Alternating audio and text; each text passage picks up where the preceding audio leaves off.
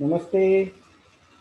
Now, in this period, we will see next point that magnetic field at a point on the axis of solenoid. My friends, first you should understand what do you mean by solenoid. When on a non-magnetic hollow cylinder, if copper wire is wounded, then what is formed is nothing but solenoid. You know the rheostat in the lab, in the 11th standard, 12th standard, you are handled the rheostat. There is a hollow cylinder and resistive wire of the desired resistance is wounded on that hollow cylinder.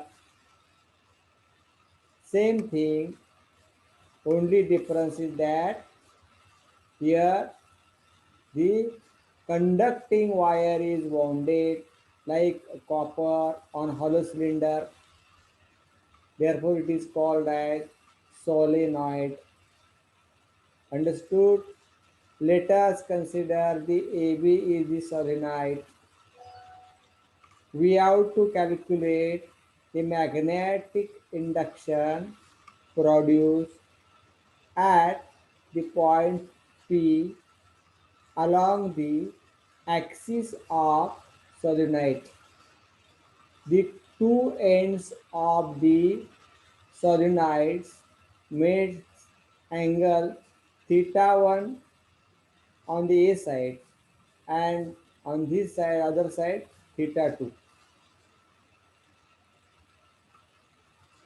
Okay, then this length of the solenoid is capital L. The radius of the hollow cylinder is here, it is A.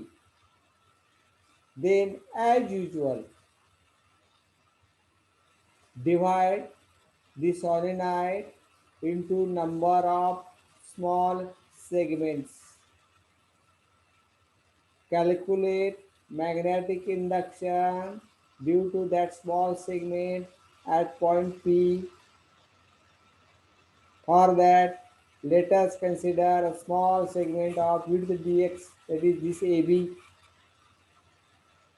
which makes angle d theta with this PAB is nothing but angle d theta.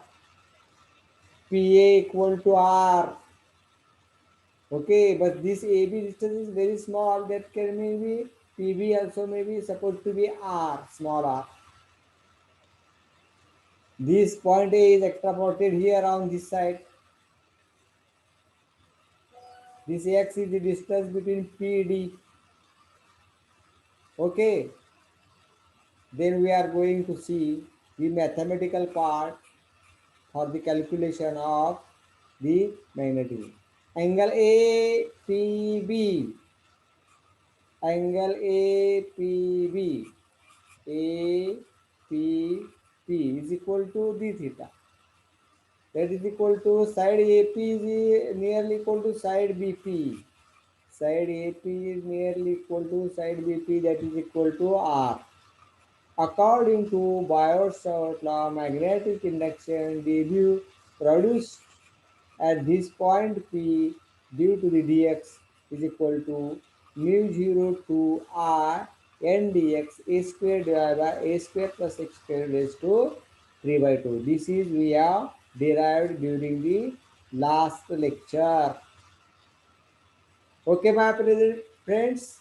Now consider triangle A B C. Here it is A B C. Sin theta equal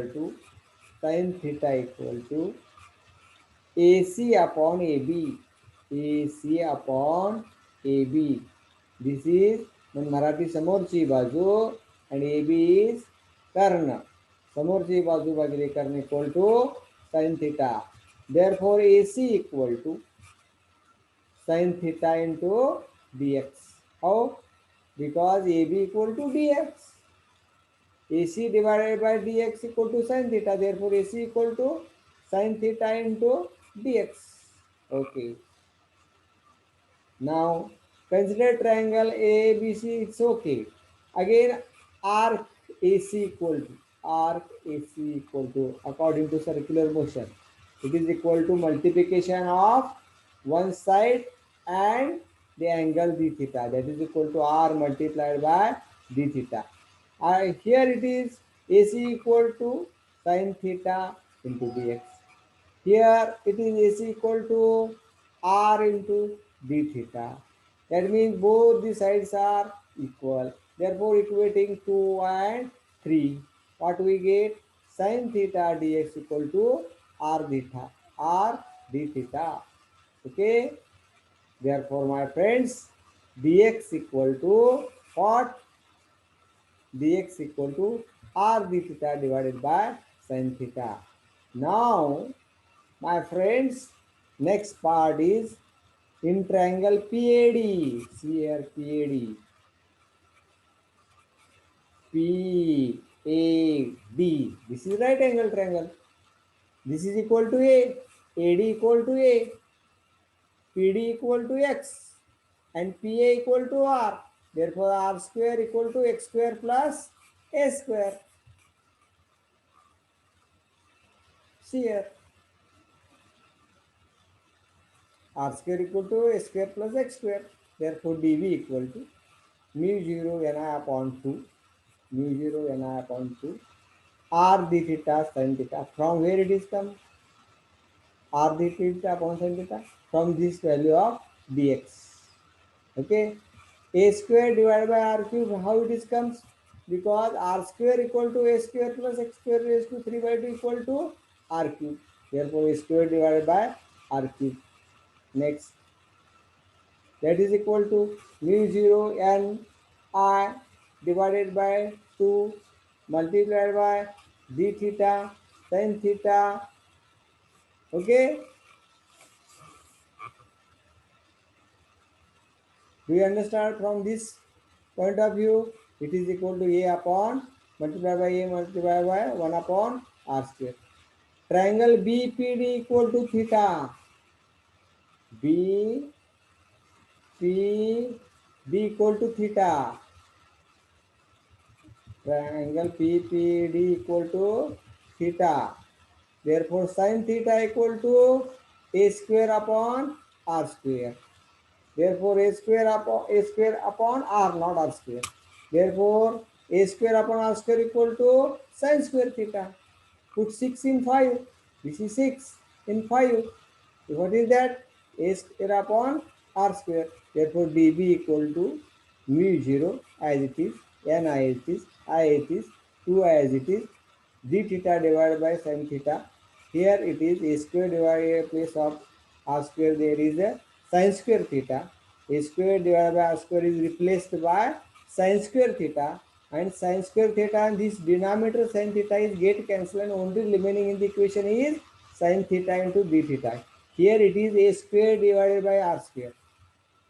Do you term understand this like this? This multiplied by a square divided by r square. That's why a square divided by r square equal to dot, it is a sin square theta.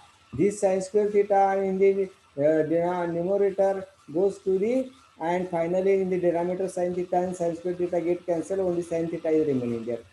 Therefore B equal to, my friends, integration of theta 1 raised to theta 2 of dB. Why? Because this is the magnetic induction due to complete solenoid. As usual by the procedure, instead of summation, here it is integration is taken. So magnetic induction produced by the complete solenoid B equal to integration of theta 1 raised to theta 2 into dB. that is equal to mu 0 Ni divided by 2 integration of theta 1 theta 2 sin theta into d theta. What is the integration of sin theta into d theta? Minus cos theta. Theta 1 to theta 2. Okay. Therefore, it is equal to mu 0 Ni divided by 2 into minus cos theta, which runs from theta 1 to theta 2. This is the expression for, my friends, magnetic field for a finitely state solenoid. That means you must know theta 1 and theta 2, that is having finite values.